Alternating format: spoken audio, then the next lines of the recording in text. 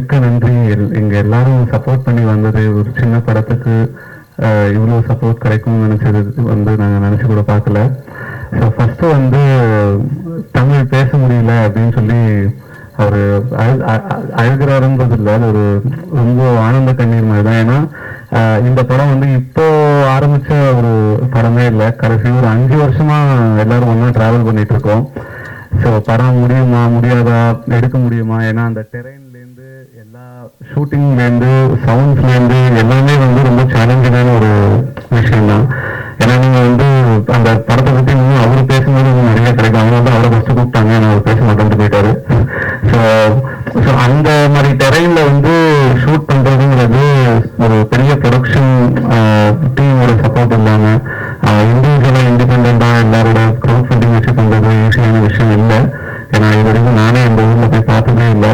So அது இவங்க அவ்வளோ 420 ஷூட் பண்ணி இப்போ படம் பார்க்கும்போது எல்லாருக்குமே ஒரு கண்ணீராக வருது. ஏன்னா அதுக்கு ஃபர்ஸ்ட் ஆஃப் ஆல் மொத்த டீமுக்குமே நான் தான் தேங்க்ஸ் சொல்லணும். ஏன்னா எனக்கு இந்த ஒரு ஆப்பர்ச்சுனிட்டி இந்த மியூசிக் ஸ்கோர் பண்ணுறது கிடைச்சிருக்கு. ஸோ ரொம்ப நன்றி எல்லாருக்கும். ஸோ இந்த மியூசிக்குமே we are trying to do the best. ஒரு புதுவிதமான சவுண்ட் கொடுக்கணும்னு எதிர்பார்க்குறோம். ஸோ ட்ரெயிலர்லையும் சாங்லையும் கண்டிப்பாக சந்திப்போம். ஸோ இந்த படத்தை பற்றி பெஸ்ட்டாக பேசுறதுக்கு தமிழ் தான் கரெக்டாகும்.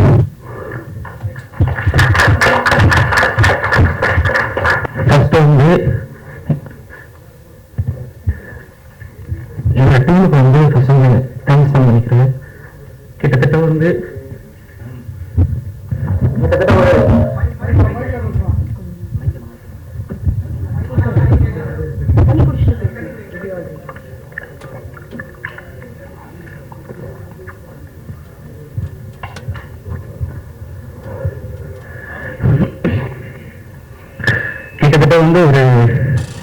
இந்த பயணம் ஒரு 4 வருஷம். இந்த 4 வருஷத்துல 4 பேரோட ஆரம்பிச்ச இந்த பயணம் இன்னைக்கு 40 பேரோட. யாருமே எந்த ப்ராஜெக்டுமே திரும்பி ஒர்க் பண்ண போல. இண்டிபெண்டன்ட்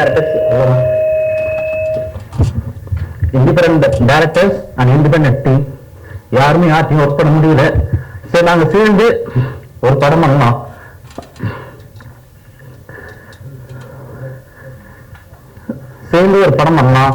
அப்படின்னு சொல்லிட்டு ஆரம்பிச்சு இன்னைக்கு இந்த படம் முடிஞ்சிருக்கு. இதோட பயணத்தை சிம்பிளா சொல்லிட முடியாது. காரணம் என்னன்னா, எதி எங்களுக்கு கிடைச்ச ஒரு வரம்.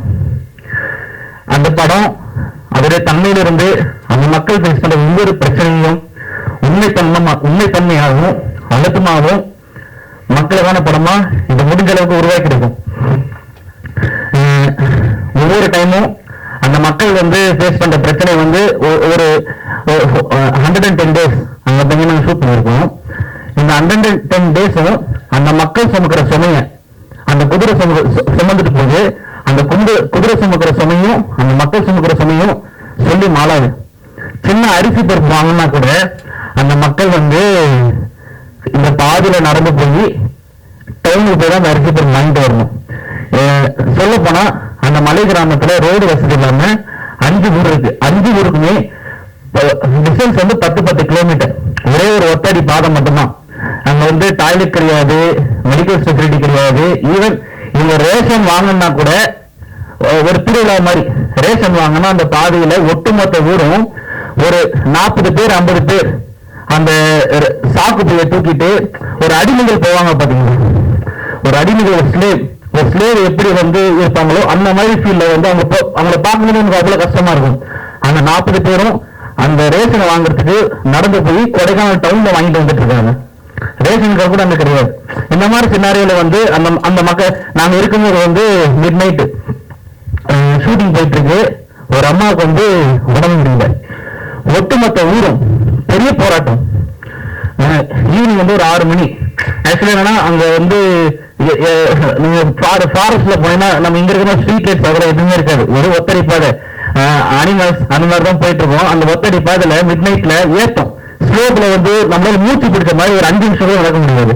ஆனா வேற வழியே இல்லை, மழை வந்தாலும் சரி புயல் அடித்தாலும் சரி அந்த மக்கள் அந்த பாதையை யூஸ் பண்ணி ஆகுது. கட்டாயம் வந்து வேற வழி இல்லாம சாகுன்றது வந்து நம்ம பிறக்கிறோம் இறக்குறோம் எல்லாமே வந்து இயற்கையா நடந்த சந்தோஷம். ஆனா அதை மீறி அவங்க மேல நடக்கிறது வந்து பயங்கரமான வன்முறை. இந்த வன்முறை வந்து யார தப்பு சொல்லுவேன்னு சொல்லல, பட் இந்த நிலைமை மாறுன்ற ஒரே ஒரு மோட்டிவ் தான் இந்த படம். எப்படியாவது யாராவது இந்த நிலைமையை மாத்திர மாட்டாங்களா, இவங்க அவங்க சொல்ல வரல, எப்படியாவது இந்த நிலைமை மாறணும், யாராவது பார்வைக்கு இந்த ஊருக்கு போகணும். இந்த மக்கள் வந்து டெய்லியும் நடந்து போய் கொடைக்கானல் டவுன் இருக்கிற எல்லாரையும் பார்த்துட்டே வந்துட்டு இருக்காங்க. பஸ் போகுது, காரு போகுது, ஆட்டோ போகுது, டூ வீலர் போகுது, எல்லாமே போகுது. அவங்க கொடைக்கானல போயிட்டு அரிசி வாங்கிட்டு எல்லாத்தையும் பார்த்துட்டு திருப்பி அவங்க ஊருக்கு நடந்துதான் வந்தாங்க. அவங்க மன வலிமை இத்தனை ஆண்டு காலமா ஓல்டு கொடை கிட்டத்தட்ட 800 வருஷமா அந்த ஊர் இருக்கு. கொடைக்கானலுக்கு ரோடு வந்துச்சு, அந்த ரோடு வரல.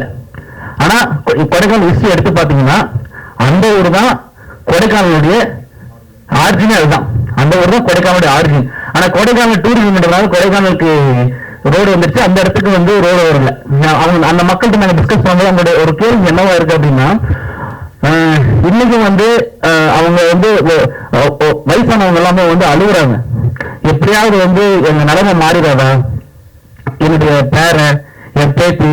இப்ப நீங்க டோரி பார்த்திருப்பீங்க, அவங்க சொல்ற ஒரே ஒரு விஷயம் தான், அவங்க தாத்தா சுமந்து அவங்க அப்பா சுமந்து இன்னைக்கு இவங்க சுமந்து நாளைக்கு வேற யாரோ சுமந்து தோள்பட்டெல்லாம் உங்களுக்கு காப்பு. நீங்க அவங்க எல்லாருடைய தோள்பட்டையும் பாத்தீங்கன்னா அந்த மூங்கில் கம்பு இருக்கு பாத்தீங்களா, நீங்க டோலி பார்த்திருப்பீங்க.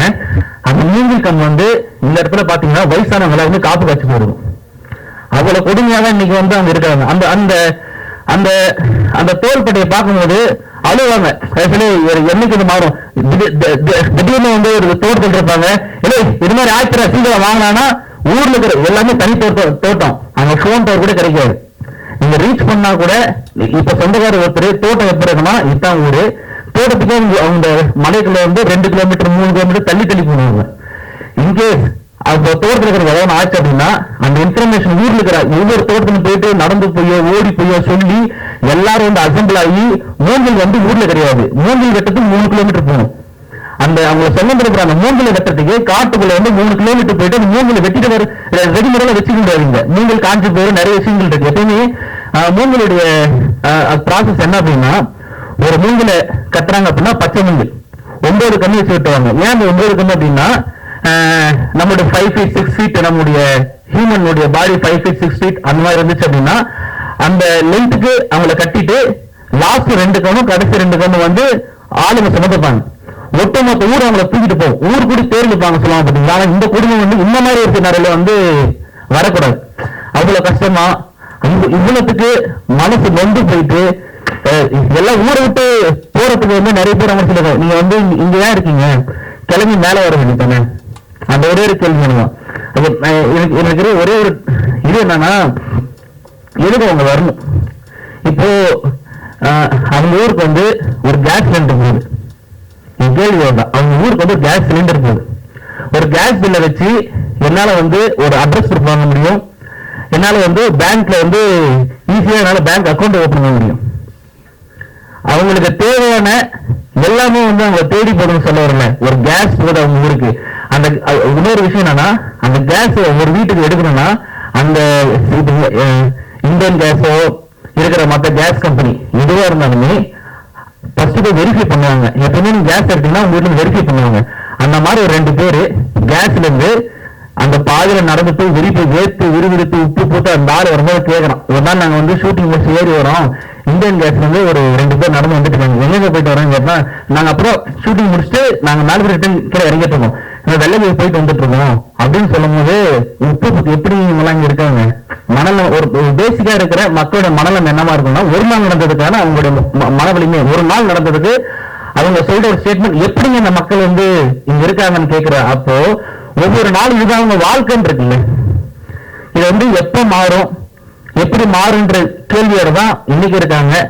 இந்த படம் வந்து எனக்கு அதோடைய பாதைய, இந்த படம் வந்து எல்லா வழியும் மறைச்சு அது ஒரு பாதையை உருவாக்கி கொடுத்துச்சு அப்படின்னா அது மட்டுமே எனக்கு தேங்க்யூ.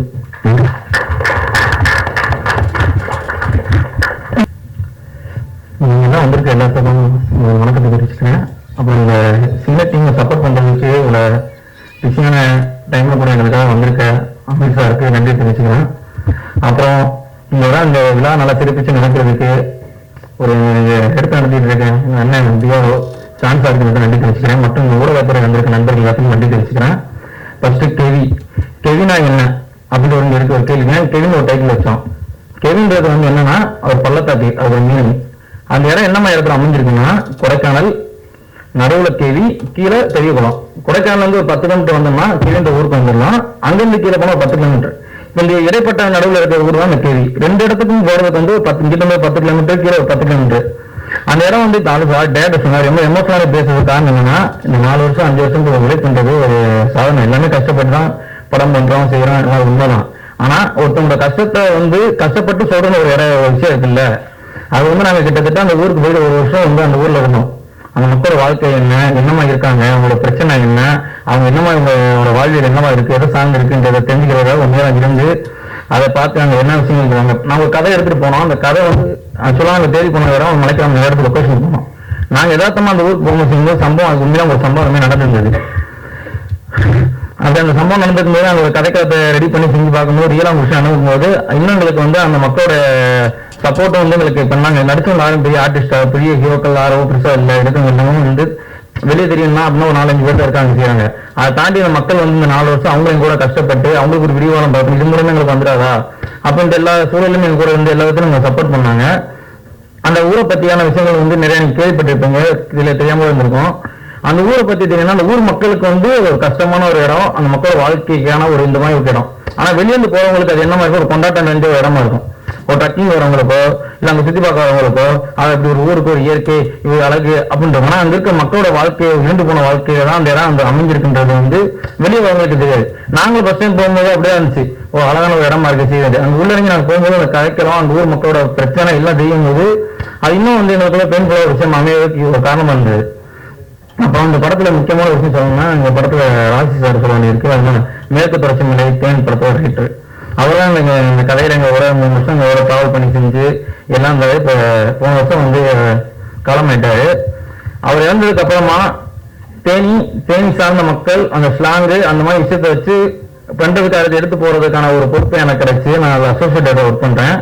மீதி எடுத்து நான் பண்றதுக்கான ஒரு வாய்ப்பு எனக்கு கிடைக்கும் செய்யும்போது எப்படி நம்ம ஹேண்டில் பண்ண போறோம், என்ன பண்ண போறோம் அப்படின்னும் போது நாங்க அங்க போய் 1 வருஷம் அங்க இருந்தது எங்களுக்கு ஒரு முன்னுதாரணமா இருந்துச்சு. ஒரு விஷயம் அங்க இருந்தனால அதை நாங்க அந்த மக்களோட பல நாள் செஞ்சனால அவரோட இருந்தனால அந்த ஹேண்டில் பண்றதுக்கு ஈஸியா இருந்தது. அதே நேரத்துல எங்க படத்துல கேள்வி குழுவினர்கள் எல்லாத்துக்கும் நன்றி தெரிவிச்சுக்கிறேன். நன்றி, வணக்கம்.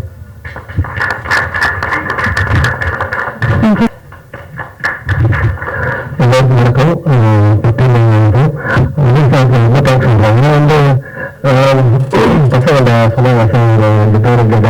கூட்டிருக்கணும் இன்ட்ரோடக்ஷன் சொல்லுவாங்க. நான் 2 பேரும் ட்ரை பண்ணேன், பட் நான் சொல்ல விரும்பல. பட் நான் சாரை சொல்ல சொன்னா ரொம்ப சந்தோஷம்னா, என்னை பொறுத்த வரைக்கும் எல்லா சின்ன படத்துக்கும் ஏதோ சப்போர்ட் வேணும். அமைச்சர் நல்லா புரிஞ்சு இருக்கிறவங்க சொன்னாலும் வந்திருக்காங்க, அவங்க ரொம்ப தேங்க்ஸ் சொல்றேன். பத்திரிக்காக நான் சொல்றேன். உண்மையே இந்த படம் நான் ஆரம்பத்துல நான் இங்கிலீஷ் பேசுறத ஜெகன் சொல்லிட்டாங்க. ஆக்சுவலா இந்த படம் இனிஷியலா நான் ஸ்டார்ட் பண்றதுக்கு அதை சொன்னாங்க, கதையாக சொன்னாங்க. நான் கேட்டேன் என்னப்பா எக்ஸ்பீரியன்ஸ் இருக்குன்னு கேட்டேன். இல்லை சார் நான் யார்ட்டு ஒர்க் பண்ணல சார்.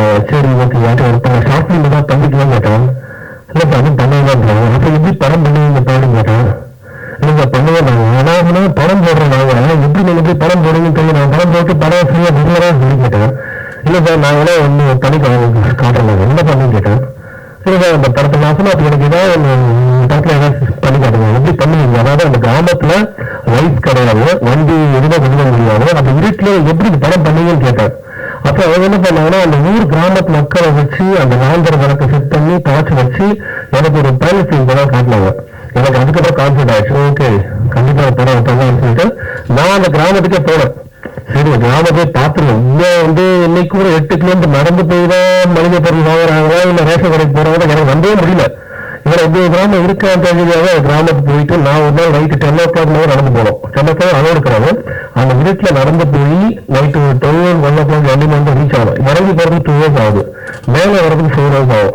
மறுநாள் அங்கேயே ஸ்டே பண்ணி எல்லாத்தையும் தெரிஞ்சுக்கிட்டு அந்த படத்தை ஸ்டார்ட் பண்ணோம்.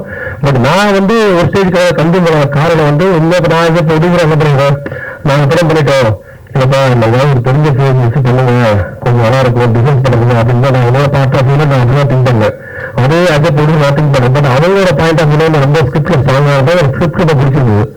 அப்போ என்ன பண்ண ஒரு ஸ்டேஜுக்கு அப்புறம் சரிப்பா ஏதாவது கூப்பிட்டு அப்புறம் ஜெகன் வந்து உண்மையாக இந்த படத்துக்கு வந்து ஜெகன் வந்து ஃபுல் சப்போர்ட் பண்ணிருக்காரு தமிழுக்கு வந்து. ஸோ அப்போ இதோட சப்போர்ட் கண்டிப்பாக அந்த படத்தில் பண்ண வேண்டிய. இதுக்கப்புறம் பாத்தீங்கன்னா ஒரு ஸ்டேஜுக்கு அப்புறம் வந்து எனக்கு அந்த ரொம்ப கான்ஃபிடன்ஸ் வரும். ஏன்னா அந்த படம் வந்து டைரக்டர் புதுசு, கேமராமேன் புதுசு, எடிட்டர் புதுசு, மூவி பாலகன் புதுசு, எல்லாருமே புதுசு. ஆனா எல்லாரும் இப்போ நான் சொல்லிட்டு இருக்கேன், இந்த படத்துல எல்லாருமே புதுசுதான். ஆனா கண்டென்ட் ரொம்ப ஸ்ட்ராங்கா மேக் பண்ணுவாங்க தெரிஞ்சு நான் ஸ்டார்ட் பண்ண படம் அது எனக்கு ரொம்ப கான்ஃபிடன்ட் இருக்கு. ஏன்னா இந்த அளவுக்கு ஏன் எனக்கு தமிழ் எமோஷனலா பேசுறாரு எனக்கு தெரியாது. ஏன்னா அது என்ன சொல்றது, கோவிட் முடிஞ்சு அதுக்கப்புறம் ஸ்டார்ட் பண்ண பாடுறது.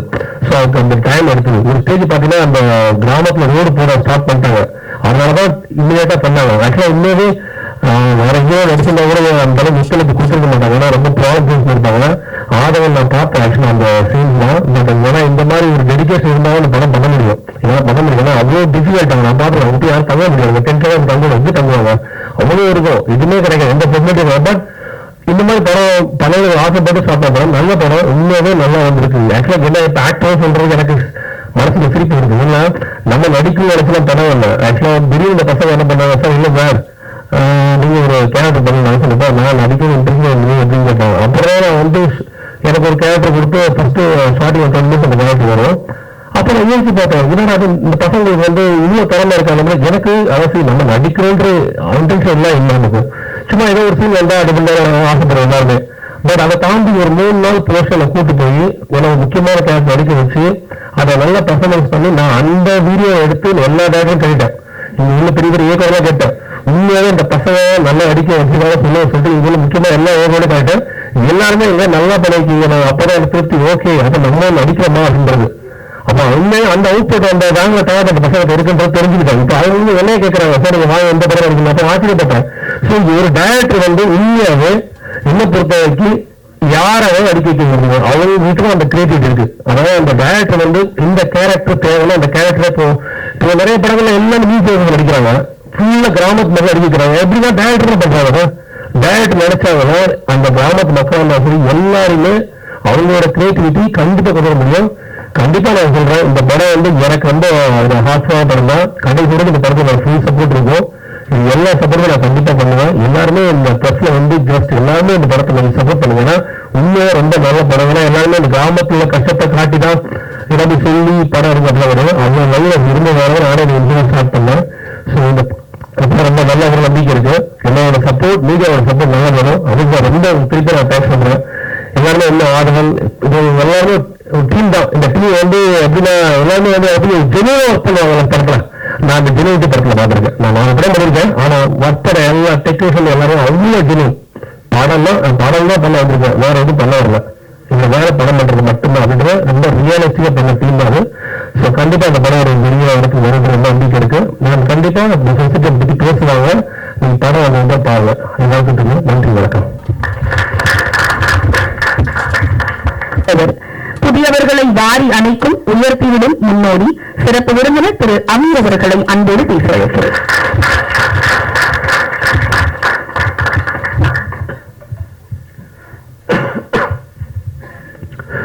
அறிவியத்தில் இருக்கும் அனைவருக்கும் ஏழம்பத்தில் வந்து சாந்தியும் சமாதானம் உண்டாகட்டும். இந்த டிவி திரைப்படத்தின் அறிமுகமாக கிட்டத்தட்ட ஒரு மணி நேரம் நடந்துட்டு இருக்கு. மீடியமாக கிட்டத்தட்ட இசை வெளியீட்டு என்னென்ன பேசணுமோ அதெல்லாம் இப்பொழுது இந்த புதியவர்கள் பேசிட்டாங்க. அவங்க தங்களுடைய வெளியே சொன்னாங்க. அதே இயக்காரங்க கண்கலங்கி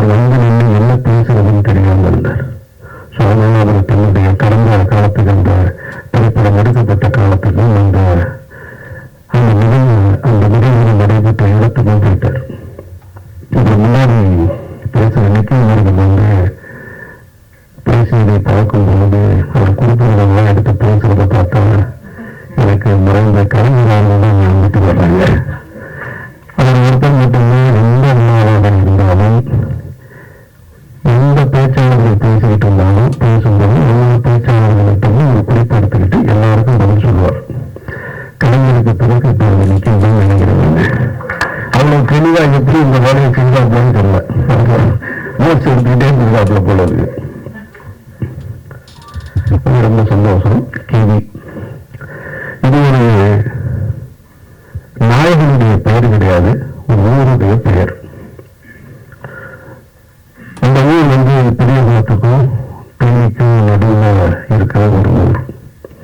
அவங்க சொன்ன மாதிரி மேலே அந்த பக்கம் போனால் 10 கிலோமீட்டர் போனால் கொடைக்கானலுக்கு போயிடலாம், கீழே வந்தால் பெரியகுளத்துக்கு வந்துடலாம், தேனிக்கு வந்துடலாம். இந்த மாதிரி ஒரு மலை கிராமம் அது. இந்த மலை கிராமத்தை பற்றின அனுபவம் எனக்கு இருக்கு. பெரியகுளத்துக்கு இன்னொரு புறம் அகமலைன்னு ஒரு ஊர் இருக்கு. அந்த ஊர்ல குண்டந்தை எஸ்டேட், நூறு எஸ்டேட், அதுக்கு நான் போயிருக்கேன் என்னுடைய பள்ளிக்கூட காலகட்டத்தில். கிட்டத்தட்ட இப்படி போகும் மேலே புரியலாம் போகணும். அதனால ஒரு கிட்டத்தட்ட 2 மணி நேரம் பயமா இருக்கும். குதிரை எப்போதும் விழுந்துருமன்ற அச்சம் இருக்கும். குதிரையில தான் அந்த மூட்டைகளை கட்டிட்டு போவாங்க. கேவியில கூட இப்படி இருந்தது பாதை, அது ஃபுல்லா இப்படி இருக்கும், பாறை பாறையா இருக்கும், நடப்பாதை கூட இருக்காது. அந்த அனுபவம் எனக்கு இருக்கு. அதோட புகைப்படங்கள் நான் வச்சிருக்கேன். இப்படி எப்படி இருக்குன்னு தெரியல.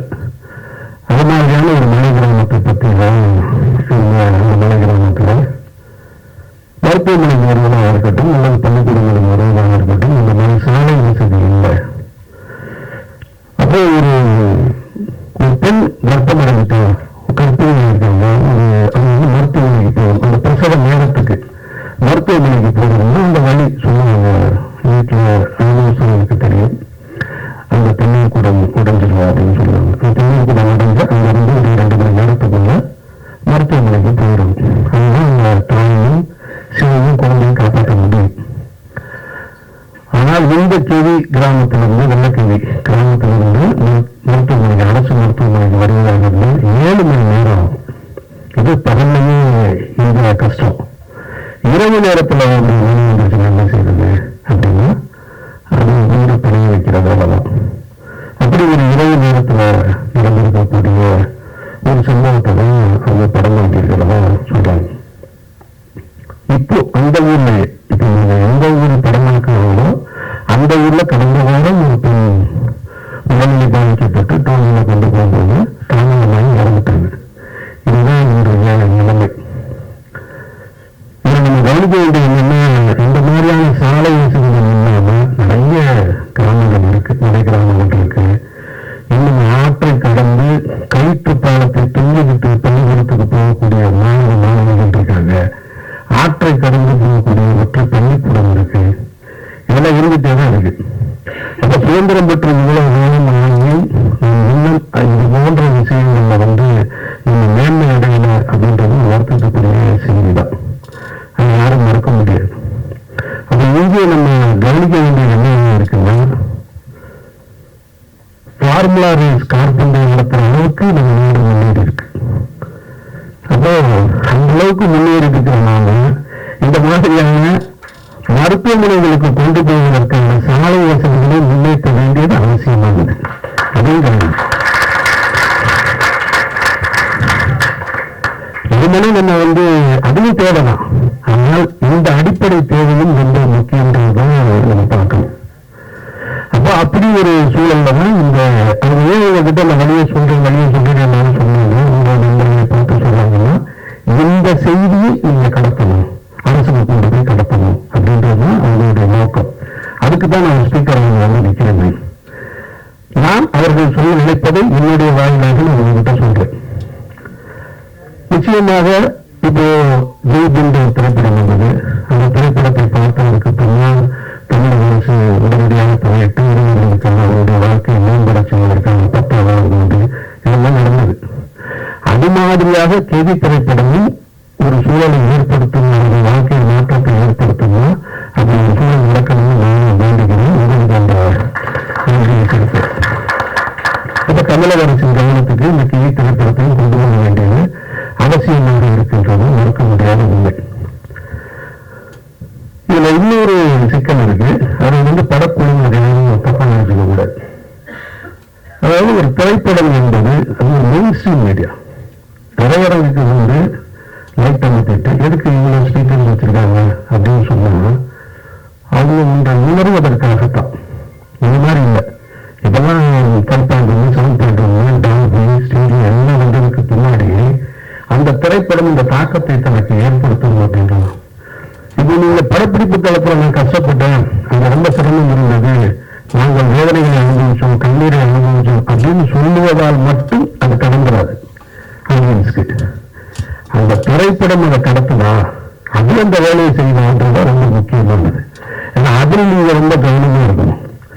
நீங்க ஒரு இண்டிபெண்டன்ட் பிலிம் மேக்கர் இருந்தீங்க, அப்புறம் எல்லாருமே நீங்க எல்லாமே புதிய சொல்றீங்க, கேட்கறதுக்கு நல்லா இருக்கு, படம் பார்க்கறதுக்கு நல்லா இருக்கணும், அது ரொம்ப முக்கியம். ஏன்னா இந்த நாட்டில் வாட்சாப்பின்னு ஒரு நிகழ்வு உங்களுக்கு எல்லாருக்குமே தெரியும். 18 பெண்கள் பாலியல் செய்யப்பட்ட ஒரு கொடுமை. அதுக்கு 30 ஆண்டுகால போராட்டத்துக்கு பின்னாடி பல தீர்ப்பு வந்தது எல்லாருக்கும் தெரியும், பத்திரிகையாளர்களுக்கு. ஆனால் வாட்சாத்தி திரைப்படத்தை வாட்சாத்தியை மையப்படுத்தி ஒரு திரைப்படம் வந்தது, பார்க்க முடியாது, போர் அடிக்கும். அந்த வழி நமக்கு உணரவே முடியாது. அது மேக்கிங்ல பிலிம் மேக்கிங்ல கொஞ்சம் அமைச்சூரா இருக்கும். அப்ப அது போன்று இருந்து விடக்கூடாதுன்றது ரொம்ப கவனமா இருக்கணும். நீங்க இது ஏன் நம்ம கிட்ட இந்த இடத்துல சொல்றோம்னா, திரையரங்குக்கு வந்ததுக்கு அப்புறம் நீங்க அதை பத்தி பேசி தெரியுமே கிடையாது. உங்களுடைய திரைப்படத்தினுடைய ஒரு காட்சியை ஒரு முன்னோட்டத்தை எனக்கு அனுப்பிச்சிருந்தீங்க. அதுல பார்த்தா 2 தேவையான 2 ஷார்ட்ஸ் இருக்கு என்னுடைய பார்வையில. அது ஒரு ஹீரோவை முன்னிலைப்படுத்துவது போல. அது இந்த இடத்துக்கு கொண்டு சேர்க்காது. இவங்க இந்த மாதிரி நிறைய பார்த்துட்டாங்க. இவங்களுக்கு எல்லாம் தெரியும், எனக்கு என்ன சேர்த்து முன்னாடியே சொல்லிடுவாங்க படம் பார்க்கறதுக்கு முன்னாடியே. அதனால அதையெல்லாம் தவிர்த்துட்டு நீங்க படம் முடிகிறதுக்குள்ள, படம் காப்பீடு ரிலீஸ் பண்றதுக்குள்ள ஒரு தடவை இந்த விழாவுக்கு அழைத்தது போல OPR மூலமா சில நல்ல இயக்கங்கள் இருக்காங்க, அவங்க அழைச்சு படத்தை போட்டு காமிச்சு அதோட எந்த இடம் வீக்கா இருக்கு, இந்த எல்லாம் என்ஹான்ஸ் பண்ண முடியுமா, தேவையில்லாத காட்சிகள் எது, எது ரிப்பீட் மோட்ல இருக்கு, இதெல்லாம் பார்த்து கொண்டு போய் சேர்க்க வேண்டியது ஒரு பொறுப்பு. அப்படி சேர்த்தீங்கன்னா நீங்க பட்ட கஷ்டம் போய் சேரும். அதை நீங்க புரிஞ்சுக்கணும், அதை தவறாக எடுத்துக்காமன்றது என்னுடைய கருத்து. ஏன் அப்படி சொல்றோம்னா, சினிமா மெயின் ஸ்ட்ரீம் மீடியாவை ரொம்ப முக்கியமானது.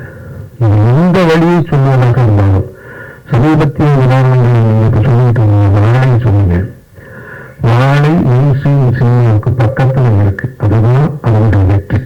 அதனால நீங்க புரிஞ்சுக்கணும். அது பக்கத்துல இருக்கக்கூடிய கொட்டுக்காரின்ற திரைப்படம் அது ஃபெஸ்டிவல் சினிமா, அதனால புரிஞ்சுக்கணும். அது மெயின் ஸ்ட்ரீம் சினிமா கிடையாது.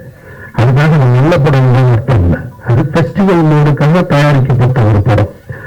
அப்ப ஃபெஸ்டிவல் மோடுக்காக தயாரிக்கப்பட்ட ஒரு திரைப்படத்தை, பல சர்வதேச விருதுகளை பெற்ற ஒரு திரைப்படத்தை இங்க கொண்டு நீங்க சக மெயின்ஸ்ட்ரீம் மீடியாவோட போட்டி போட வைப்பது என்பதே அது ஒரு முறைதான். அது எனக்கு ஏற்படுவதில்லை. அப்படி ஒரு படத்தை கொண்டு போட்டி போட வைக்கவே கூடாது. அது தேவையற்றதல்ல. சர்வதேச விருது வாங்கின ஒரு திரைப்படம், பாராட்டுக்களை பெற்ற ஒரு இயக்குனரை இங்க ஒரு 150 ரூபா கொடுத்துட்டு வெளியில வரும்போது ஒருத்தர் இப்ப யூடியூப் வேற வந்துருச்சு இல்லையா, யூடியூப் வந்துட்ட காரணத்தினால என்ன பண்றாங்கன்னா, எல்லாமே படமா எடுத்து வச்சிருக்காங்க. நீங்க பார்க்கணும், அதனால பார்த்துட்டு இருக்கேன். அந்த டேரக்டரை பார்த்தா நான் நெட்டுவேன் அடிப்பேன் அப்படின்னு சொல்றேன். அவருக்கு யார் அந்த உரிமை கொடுத்தது? நெட்டுமே அடிப்பேன்னு சொல்றதுக்கு உரிமை யாரு கொடுத்தா? படம் நல்லா இல்லைன்னு சொல்ற, அது ஓகே, நீ காசு கொடுத்து பார்த்ததுன்னா அது கூட உனக்கு அந்த உரிமை இல்லைன்னா அது கூட கிடையாது. அப்போ தேவையற்ற முறையில என்னை பொறுத்த மட்டும் நான் கொட்டுக்காளி திரைப்படத்தை நான் எடுத்திருந்தேன், தயாரிச்சிருந்தேன் அப்படின்னா நான் தேட்டரே கொண்டு வந்திருக்க மாட்டேன். நான் கொண்டு வந்திருக்க மாட்டேன். அதை வணிக நோக்கத்துல கொண்டு வந்து திணிக்க வேண்டிய அவசியம் இல்லைன்னு நான் நினைக்கிறேன். அது அவசியமற்றது. அது சர்வதேச திரைப்பட விருதுகளை பெற்றிருக்கு. அந்த கண்ணியத்தை அப்படியே கொடுத்துருவோம். அவருடைய தயாரிப்பாளர் ஒரு பிரபல நடிகராக இருக்கிறாரு. அவர் நிச்சயமாக அவருடைய இன்ஃபுளுன்ஸ் வச்சு அவர் OTT தளத்துக்கு திரும்பிருக்கணும். அதோட போட்ட முதலீடை எடுத்துட்டு பிரச்சனையை முடிச்சிருந்தா தேவைப்படுறவங்க அந்த படத்தை போய் OTTல பார்த்துருக்கணும். இப்ப நீங்க போய் 1000 ரூபாய் பணத்தை கொடுத்துட்டு குடும்பத்தோட போய் எனக்கு பாட்டு இல்லை, ஓப்பனிங் சீன் இல்லை, மியூசிக் இல்லை, இன்டர்வியூ பிளாக் சரியா இல்லை, எந்த ப்ராப்பரா இல்லைன்னு சொல்ல வேண்டிய அவசியம் எங்க ஏற்படுது? நான் பாக்கெட்ல இருந்து காசு எடுத்து கொடுக்கும்போது வருது. அப்ப அது தேவையற்றது. அப்ப மெயின்டைன் சினிமாவுக்கு என்ன சொல்லணும், ஃபெஸ்டிவலுக்கு என்ன சொல்லணுன்றது நம்ம தெரிஞ்சு வச்சுக்கணும். அதை விட்டுட்டு நான் ஃபெஸ்டிவலுக்கு எடுத்த 3 படத்தை எடுத்துட்டு கேள்வியா கூட இருக்கலாம், இதே படத்தை கொண்டு வந்து மெயின் சீன்ல கொண்டு வந்து வச்சுட்டு எங்க ஆடியன்ஸ் பார்க்க மாட்டேங்கிறாங்க அப்படின்னு சொல்லக்கூடாது. அது ஏற்படுவது கிடையாது. அந்த வகை ஏன்னா அதுதான் சமீபத்திய உதாரணமாக அதை வச்சுதான் இந்த கேள்வியும் சொல்றேன். அந்த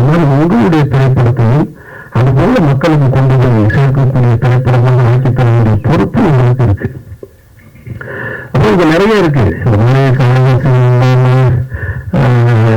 இந்தியா வந்து ஏசியன் கேம்ஸ் நடத்துறது, அப்புறம் அடுத்து ஒலிம்பிக் கூட கேட்டுட்டு வரலாம். இல்லை ஒலிம்பிக் கேட்டிருக்காங்க சொல்றாங்க. ஆனா வெளிநாட்டு அதிபர்கள் வரும்போது குடிசையை பூரா பச்சை போட்டு மறைப்பாங்க, நெட்டு போட்டு மறைச்சுக்கிட்டு இருப்பாங்க. ஆனா இதுல ஒலிம்பிக் கேட்ட ஏசியன் கேம்ஸ் நடத்துறதுக்கு கிராமங்களை உருவாக்கணும். அப்ப அதுக்கு ஒரு கிராமங்களே உருவாக்குறாங்க. ஒரு விளையாட்டுக்கு ஒரு கிராமங்களை உருவாக்குகிற ஒரு நாடு உண்மையான கிராமத்திற்கு சாலை வசதி ஏற்படுத்தி தர வேண்டியது என்பதுதான் மிக மிக அவசியமானது. அதை நம்ம கேட்க வேண்டிய பொறுப்பு நமக்கு இருக்கு. அதை இந்த திரைப்படத்தின் முதல் நீங்க கேட்டதா நான் வந்து உணர்றேன். அப்புறம் இந்த படத்தின் தயாரிப்பாளர் சொல்லணும்னு சொன்னாரு, என்னை எதுக்கு நடிகை கூப்பிட்டாங்க தருணன். இயக்குனர் வந்து புத்திசாலி தலைமையை செஞ்சிருக்காரு. நான் நம்புறேன். ஏன்னா தெரியும் இந்த மாதிரியான திரைப்படங்களை எடுக்கும்போது ஆர்வத்தில் எடுத்துருவாங்க. அப்புறம் ரிலீஸ் டைம்ல வரும்போது போட்டாங்க பிசினஸ் இல்லை. அதை நீங்க சொன்னீங்க வியாபாரத்துக்கு உண்டான முகங்கள், அப்பதான் முகமா இல்லைங்க. எந்த முகம் நடிச்சாலும் வியாபாரம் இல்லை, அதுதான் பிரச்சனை. அவர் தெளிவா தேர்ந்தெடுத்திருக்காரு. சில குறைந்தபட்சம் ஒரு கதாபாத்திரமா போட்டோம்னா தேட்டர் வரைக்கும் நம்ம கூட நிற்பாரு. அது ஒரு சாதுரியம் தான், அதை தப்புன்னு சொல்ல முடியாது. அது ஒரு புத்திசாலியம் தான். அதை சரியாக செய்யும் பொழுது அவரும் பயனடைகிறாரு, நீங்களும் பயனடைகிறீங்க. அதனால எல்லாமே சரியான நிகழ்வாகத்தான் நடந்துகிறது நம்ம பார்க்கணும். மற்றபடி உங்களுடைய உழைப்பு, நீங்கள் கண்ணீர் செய்ய வேண்டிய அவசியம் இல்லைன்னு நான் நினைக்கிறேன். ரொம்ப மெனக்கெட்டிருக்கீங்க, ஒரு டீம் கஷ்டப்பட்டு வேலை செஞ்சிருக்கீங்க. உங்களுடைய கஷ்டம் எல்லாமே மைக்ல பேசுறதுனால இன்னும் சரியாயிடு. நீங்கள் பட்ட கஷ்டம் வந்து இன்னொருத்தவங்களுடைய கஷ்டத்தை பொது சமூகத்துக்கு சொல்வதற்காக பட்ட கஷ்டம். அந்த கஷ்டம் திரையரங்கில் சரியான பார்த்த ஃபர்ஸ்ட் இப்போ 2 ஷாட்டு போட்டீங்க பாருங்க. அந்த ஷாட்டு பேசுது, அந்த ஊர் என்ன அப்படின்றது. எனக்கு இப்போ சொல்லு பார்த்த உடனே என்ன தோணுது, இந்த கதையை எடுத்துட்டு நம்மகிட்ட வராமல் போயிட்டாங்க, அவங்க எடுத்துட்டு வந்தா எடுத்து கொடுத்துருப்பாங்க அப்படின்னு தான் தோணுது. நான் வந்து நகரத்தில் வளர்ந்தவன், மதுரைன்ற நகரத்தில் வளர்ந்தவன். எனக்கு கிராமங்கள் தெரியும், ஆனால் கிராமத்தில் இருக்கக்கூடிய வழி என்னன்றது அதெல்லாம் அவ்வளவுமே நான் உணரல. ரொம்ப சின்ன வயசுல ரொம்ப ஜாலியா சுத்திட்டு இருந்த பையன் நான். காலேஜ் வரைக்கும் ரொம்ப ஜாலியா இருந்தேன் நான். அதனால நான் பார்த்த விஷயங்களே அங்கங்கே அந்த கிராமம் அது இதுன்னு எனக்கு இருக்கிற சினிமா அனுபவத்தை வைத்து, நான் பார்த்த சினிமா அனுபவத்தை வச்சு எனக்குன்னு ஒரு கதையை உருவாக்கி நான் திரைப்படம் எடுத்துட்டு இருக்கேன். இது நான் பார்க்கல. இந்த ஃபர்ஸ்ட் ஷாட் பார்த்த உடனே அதை நம்ம பண்ணிருந்தோம் இந்த படம் அப்படின்னு தோணுச்சு. அப்போ நம்ம கடைசியா வந்து சேர்க்கிறதை விட முதல்லயே நீங்க யாரையாவது சந்திச்சுக்கணும், இன்னும் சரியா கூட வந்திருக்கணும் என்பது எதுவாக இருந்தாலும் நீங்க சரியா பண்ணிருக்கீங்கன்னு எனக்கு நம்பிக்கை இருக்கு. அந்த ஷாட்டை பார்க்கும்போது முழு படமும் அந்த உணர்வை எனக்கு கொடுத்துருச்சுன்னா நீங்க வெற்றி அடைஞ்சிட்டீங்கன்னு அர்த்தம். உங்களுடைய வெற்றி என்பது அரசின் காதுகளுக்கு போய் கேட்கும். எப்படி ஜெய்தீன் திரைப்படத்தை வந்து இந்த மாநிலத்தின் முதல்வர் பார்த்தாங்களோ அதுபோல உங்களது இந்த திரைப்படத்தையும் படம் நல்லா இருந்துச்சுன்னா பத்திரிகையாளர்கிட்ட அன்பா கேட்டுக்கிறேன். இந்த படம் என்னைக்கு ரிலீஸ் ஆகுதோ காப்பி ரெடியாகணும், அதை பார்த்துட்டு உங்களுடைய விமர்சனங்கள்ல இந்த திரைப்படத்தை தமிழகத்தின் முதல்வர் பார்க்க வேண்டும் கடைசி வரையா கோரிட்டு எழுதுங்க. நீங்க செஞ்சிருக்க மாட்டீங்க, முறையா செஞ்சு பாருங்க. அதற்கு தகுதியாக இந்த படம் இருக்குமானால் சொல்லுங்க. ஒருவேளை 1-2 சின்ன சின்ன குறைகள் இருந்தாலும் மன்னிச்சு விட்டுருங்க. புதுப்பீங்க அதை மன்னிச்சு விட்டுட்டு இந்த செய்தியை கொண்டு போய் அரசின் கவனத்துக்கு செய்யுங்க. ஒருவேளை தமிழக இருக்கக்கூடிய அமைச்சர்கள் அந்த படத்தை பார்த்துட்டு அந்த சாலை ஏற்படுத்தி கொடுத்தாங்கன்னா அந்த மாற்றம் உங்களால் நிகழ்ந்தது, உங்களால் இருந்தது, நல்ல உரிமையை நிகழ்ந்தது. நானும் நம்பிக்கையோட காத்திருக்கிறேன். இந்த விழாவுக்கு அழைப்பு இருக்கு. நீங்க எல்லாரும் வந்து நின்று இந்த படத்தை பற்றி மக்களுக்கு கொண்டு போய் சேர்க்கிறது என்னுடைய நெஞ்சார்ந்த நன்றி. இப்படிப்பட்ட ஒரு பிரச்சனைகளை தொடும்போது தொடர்ந்து பெரிய விஷயம் இல்ல, அது பெரியான விஷயம் கிடையாது. மக்கள் பிரச்சனை கேட்கிறோம் அப்படின்னு ஒரு சந்தோஷத்தோட வரீங்க. ஆனா அது சரியா எடுக்கணும். மக்கள் பிரச்சனை தொடும்போது இவன் நல்ல கருத்துக்களை சொல்ல வரும்போது சரியா சொன்னாதான் ஜெயிக்கும், மக்கள்கிட்ட ரீச் ஆகும்.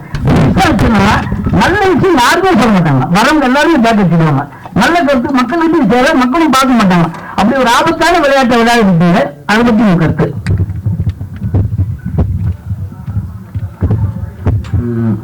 சார் ஆக்சுவலி ஆனா இப்போ நீங்க ஃபர்ஸ்ட் ஒரு கேள்வி கேட்டீங்க, இவ்வளோ இண்டிபெண்டன்ட் டைரக்டரா மொத்த டீம் இப்படி ஒரு படம் எடுத்தீங்கன்னு சொல்லி கேட்குறீங்க.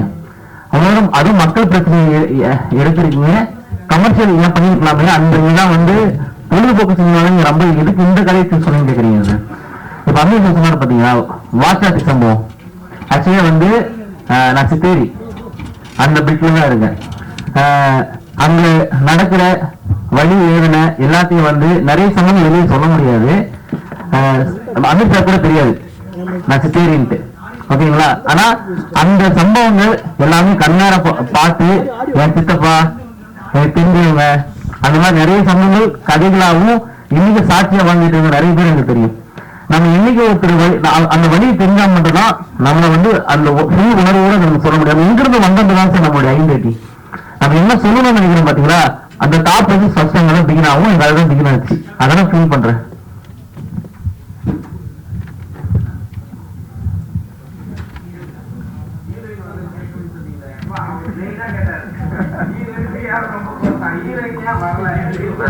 இல்ல இல்ல ஆக்சுவலி வேற ஒரு ஷூட்ல இருக்காங்க அவங்க. இல்ல அவங்க இதுல இருக்காங்க, கிருஷ்ணகிரியில இருக்காங்க, ஷூட்ல இருக்காங்க, வர முடியல. அவங்களும் நம்ம மாஸ்டர் இல்ல சன் மாஸ்டரும் வரல, அவரும் ஷூட்ல இருக்காரு, நீலம் ப்ரொடக்ஷனோட ஷூட்ல அவரும் இருக்காரு, 2 பேரும் வர முடியல.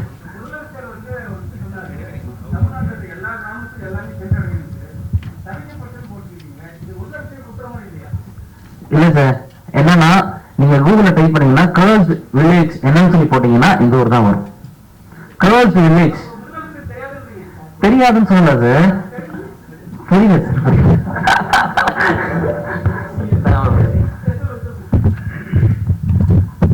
ஆக்சுவலா நீங்க கூகுள்ல போயிட்டு வெள்ளைகளை பத்தி செக் பண்ணீங்கன்னா இந்தியால வந்து ரொம்ப முழுமையான சாக்ரெட் வில்லேஜ் அப்படின்ற ஒரு டைட்டில்ல ஒரு பர்டிகுலர் வில்லேஜஸ் இருக்கு. இது சாக்ரெட் வில்லேஜ், சாக்ரெட்னா ரொம்ப புனிதமான இடம் அப்படின்ற ஒரு ஊர் தான் வெள்ளைகளியோட ஐடென்டிட்டி. நமக்கு ஒரு விக்கிபீடியா அந்த ஊரை பத்தி படிச்சீங்கன்னா அவுட்லுக்கா, பட் அந்த ஊர்ல போய் பார்த்தா தான் தெரியும் அது வந்து ரொம்ப புனிதமானதா இல்ல அது வந்து சாபக்கேடான ஒரு வாழ்க்கையான்ட்டு. அந்த வாழ்ந்து பார்த்து அந்த லைஃப் மூமெண்ட் தான் நாங்க படமாக்கியிருக்கோம். அப்போ எங்களுக்கு என்ன அதோட பிரதிபலிப்பா இருக்கும், அதுதான் அந்த வார்த்தை. ஓகேங்களா சார்? ஓகேவா? இப்ப நான் சொன்ன இல்ல இல்ல இல்ல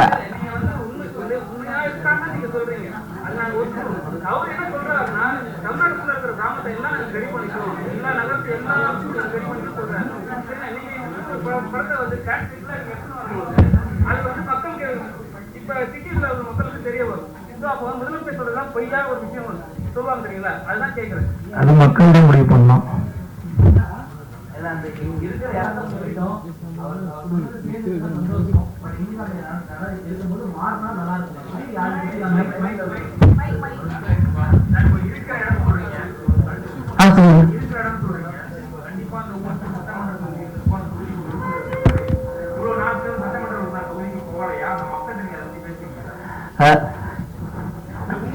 சார் ஆக்சுவலி சார் நிறைய சம்பவம் நடந்திருக்கு. நான் என்ன சொல்றேன், நம்ம அந்த டாபிக் நான் போல, என்னுடைய purpose of make the film விஷயத்துல சார் நம்ம என்ன பர்பஸ்க்கு அங்க இருக்கிற போனாங்க போல அது நான் பேச விரும்பல. பட் என்ன பர்பஸ் இருக்குல்ல, இந்த படத்தை நான் எடுத்தேன், அதுக்கான கேள்வி நான் வந்து நீங்க சொல்றது நீங்க கேட்ட கேள்வி நான் அதுக்கான பதில் சொல்லிட்டேன். என்னன்னா எனக்கு பொறுத்த வரைக்கும் பிரச்சனை இருந்தாலும் மாறினா நல்லா இருக்கும், இருக்கிற பிரச்சனை மாறினா நல்லா இருக்கும். யாராவது ஒருத்தர் போனாங்க போல அந்த டாபிக் வேணும் சார் ப்ளீஸ். ஆனா மாறினா நல்லா இருக்கும் சார் நான் எக்ஸ்பெக்ட் பண்றேன் சார். அப்படி சொல்ல சார், அப்படி இல்லை சார். சார் சார் கேட்டுக்கு இல்ல சார், நான் பேசுறேன்.